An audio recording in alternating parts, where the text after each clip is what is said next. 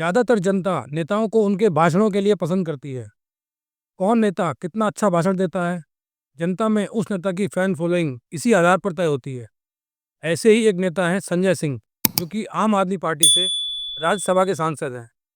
इन दिनों संजय सिंह अपने भाषणों के लिए बहुत चर्चा में हैं। राज्यसभा में भारतीय जनता पार्टी के जेपी नड्डा जी चुनाव में वोटर लिस्ट में से वोटरों का नाम काटने के विषय में अपनी सरकार का तर्क दे रहे थे।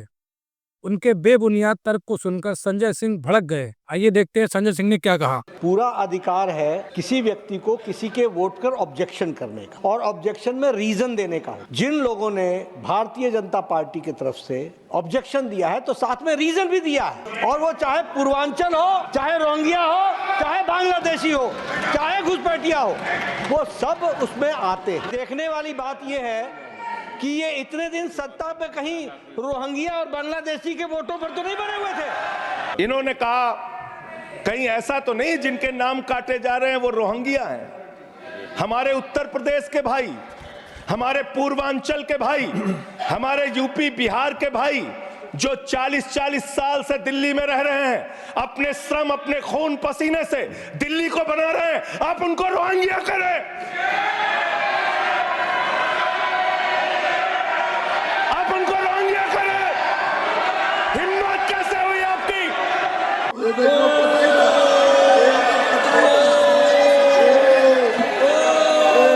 अब दोस्तों, संजय सिंह अपने भाषणों की वजह से जाने जाते हैं। उनको यदि आप छेड़ोगे तो उनके पास हर बात का जवाब रहता है। तभी राज्यसभा में कुछ सांसद संजय सिंह को छेड़ते हैं और जेल की बात करते हैं कि जेल क्यों गए थे। इस पर संजय सिंह क्या कहते हैं, सुनिए।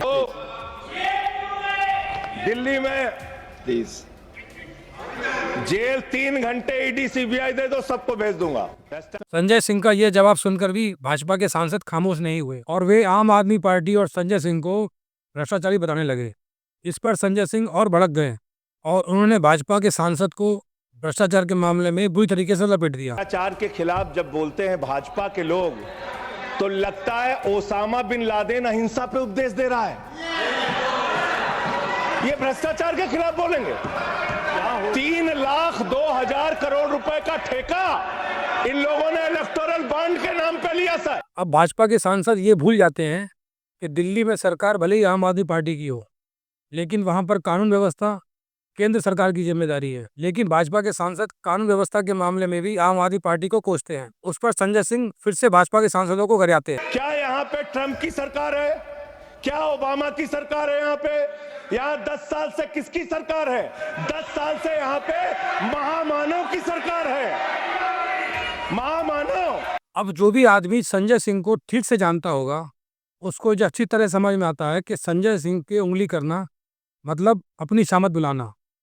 लेकिन तब भी भारतीय जनता पार्टी के सांसद संजय सिंह को उंगली करते रहते हैं और संजय सिंह को और उनकी पार्टी के नेताओं को चोर चोर बुलाते हैं। इस पर तो संजय सिंह ने अपना पूरा आपा खो दिया और क्या कहा, सुनिए। जरूरत से ज्यादा उतना ही काम करो जितना ठीक लगे। आप इधर बोले, आपस में बात ना करो। जरूरत से ज्यादा मत उड़ो संजय जी प्लीज, जरूरत से ज्यादा मत उड़ो। संजय जी आप गली गली में शोर है। संजय जी नरेंद्र मोदी चोर है। कोई बात रिकॉर्ड पे नहीं जाएगी। नरेंद्र मोदी चोर कोई बात रिकॉर्ड पे नहीं जाएगी। अब संजय सिंह ने भरी संसद में हमारे देश के प्रधानमंत्री श्री नरेंद्र मोदी को चोर बता दिया। अब ये जो संजय सिंह ने किया है, दरअसल ये काम भाजपा के सांसदों ने संजय सिंह से करवाया है, क्योंकि वो अच्छी तरीके से जानते थे कि संजय सिंह की अगर उंगली करेंगे तो उनका कोई लिमिट नहीं है, वो कुछ भी बोल सकते हैं। तो ये बात अच्छी तरीके से भाजपा के सांसद जानते थे। उन्होंने संजय सिंह को इतना उकसाया कि संजय सिंह ने हमारे देश के प्रधानमंत्री नरेंद्र मोदी जी को भी चोर बता दिया। देश की संसद में देश की जनता का भविष्य तय होता है, वहाँ ऐसे ऐसे नीति नियम बनते हैं जिससे देश का विकास हो सके। लेकिन हमारे देश के नेताओं के पास आजकल इन सब बातों के लिए कोई समय नहीं है। वो संसद के अंदर में खूब ड्रामा करते हैं। भयंकर कॉमेडी चल रही है संसद के अंदर। गृह मंत्री अमित शाह संसद में अपना कोई भाषण दे रहे थे जिसमें उन्होंने डॉक्टर बाबा साहब अम्बेडकर के विषय में कोई बात कह दी। इस बात को कांग्रेस ने डॉक्टर बाबा साहब अम्बेडकर के अपमान से जोड़ दिया। पहले सुनते हैं कि अमित शाह ने डॉक्टर बाबा साहब अम्बेडकर के विषय में क्या कहा था। अभी एक फैशन हो गया है, अम्बेडकर अम्बेडकर अम्बेडकर अम्बेडकर अम्बेडकर अम्बेडकर। इतना नाम अगर भगवान का लेते हैं तो 7 जन्मों तक स्वर्ग मिल जाता। अब मैं ये नहीं समझ पा रहा हूँ कि इस भाषण में डॉक्टर बाबा साहब अम्बेडकर का क्या अपमान हो गया।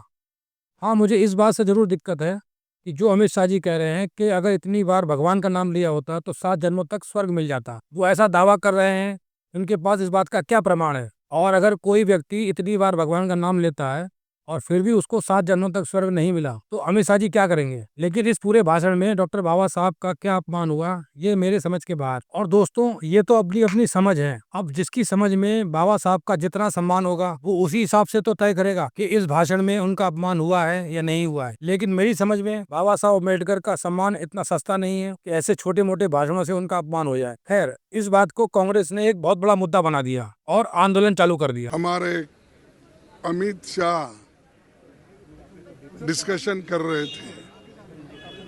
हमने जब वो डॉक्टर बाबा साहब अम्बेडकर के बारे में बोल रहे थे, उन्होंने ये कहा था कि आप लोग अम्बेडकर अम्बेडकर 100 बार पुकारते हो, उतना ही अगर आप 100 बार भगवान का नाम अगर लेते तो आप 7 बार स्वर्ग में जाते थे। यानी बाबा साहब अम्बेडकर का नाम लेना ये गुनाह है और उनकी बनाई हुई संविधान को विरोध करना उनकी मंशा थी। अब दोस्तों, कांग्रेस ने तो अमित शाह पर डॉक्टर बाबा साहब अम्बेडकर का अपमान करने का आरोप लगा दिया। लेकिन सोचने वाली बात यह है, जहां भारतीय जनता पार्टी के विरोधी अमित शाह को एक चाणक्य बताते हैं, ये चाणक्य की तरह काम करते हैं, वहीं वो विरोधी उस चाणक्य के ऊपर में ऐसी मूर्खतापूर्ण हरकत करने का आरोप लगा रहे हैं जिसके बारे में रूलिंग पार्टी का कोई भी नेता सपने में भी नहीं सोचेगा। डॉक्टर बाबा साहब अम्बेडकर न केवल दलितों के बल्कि पूरे भारत के लिए एक आइकॉन रहे हैं। उनका अपमान करके किसी भी रूलिंग पार्टी के नेता को अपना राजनीतिक कैरियर खत्म करना हो तो ही वो इस बारे में सोचेगा। अब दोस्तों, राई का पहाड़ कैसे बनाना है, ये हमारे देश के नेता बहुत अच्छी तरह से जानते हैं और इस बात में कोई भी पार्टी किसी से भी कमजोर नहीं है। जैसे ही कांग्रेस ने अमित शाह पर यह आरोप लगाया कि उन्होंने बाबा साहब अम्बेडकर का अपमान किया है, वैसे ही भाजपा के सांसद भी कांग्रेस पर यह आरोप लगाने लगे कि उन्होंने भी डॉक्टर बाबा साहब अम्बेडकर का अपमान किया है। कांग्रेस पार्टी ने हमेशा बाबा साहब का अपमान किया है और ये गुत्थम गुत्थी खाली संसद के अंदर ही नहीं रुकी, बल्कि संसद के बाहर भी आ गई। सांसद एक दूसरे से लड़ने झगड़ने लगे। आपको शर्म नहीं आती है क्या राहुल? क्या शर्म नहीं आती है? क्या शर्म नहीं आती है? गुंडा करते हो, बूढ़े को गिरा दिया जाता है। इतना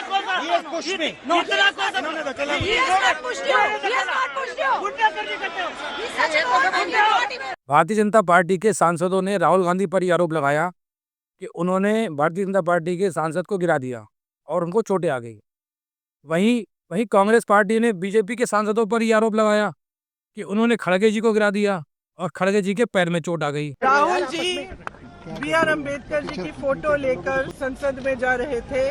संसद में जाने से किसने रोका? आज पहली बार इन्होंने प्रोटेस्ट किया, सबको रोक दिया और उसके बाद धक्का मुक्की और ये गुंडागर्दी। और अब सिर्फ अमित शाह जी की खाल बचाने के लिए ये अब इन्होंने साजिश शुरू की है कि भैया ने किसी को धक्का मारा, ये वो। मेरी आंखों के सामने आप सब ने देखा होगा, खड़गे जी को धक्का मार के जमीन पे गिराया। उसके बाद एक सीपीएम के एमपी को धक्का मारा, उनके ऊपर गिरे, खड़गे जी के ऊपर।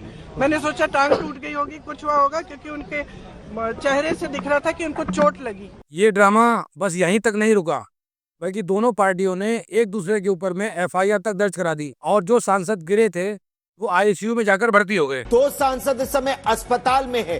कांग्रेस और बीजेपी दोनों ने एक दूसरे के खिलाफ एफआईआर दर्ज कराने के लिए पुलिस में शिकायत दर्ज की है। अब दोस्तों, आप लोगों ने अक्सर सुना होगा कि आईसीयू में उस पेशेंट को भर्ती कराया जाता है जिसकी हालत बहुत नाजुक होती है, लेकिन इन सांसद महोदय को देखिए जो गिरे थे ये आईसीयू में जाकर भर्ती हो गए। प्रताप सरंगी को राम मनोहर लोहिया आरएमएल अस्पताल में भर्ती कराया गया है। सोशल मीडिया पर सांसद महोदय की कुछ इस तरीके की तस्वीर भी वायरल होने लगी। ड्रामे को हाई वोल्टेज बनाने के लिए आरोप और प्रत्यारोप का दौर भी शुरू हो गया। मन पीड़ा से भर गया। संसद के इतिहास का ये काला दिन है।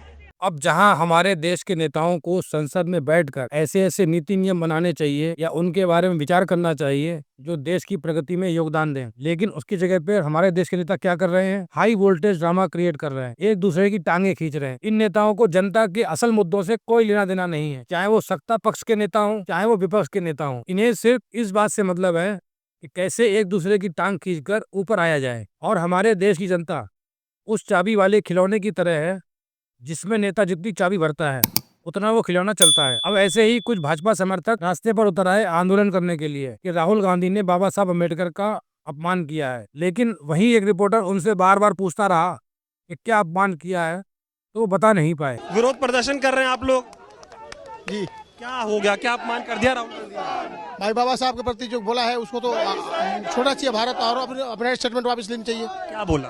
जो बाबा साहब के खिलाफ बोला। किसने? राहुल गांधी ने। क्या बोला? बता भाई क्या बोला? उन्होंने बोला है हमेशा इस्तीफा दो, तो इस्तीफा देने के लिए वो कौन सा वो मालिक है देश का?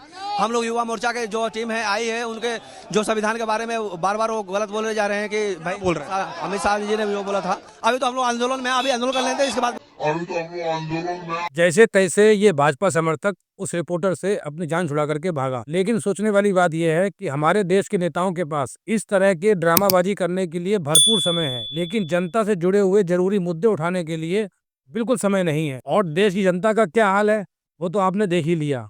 इस वीडियो में इतना ही। नमस्कार।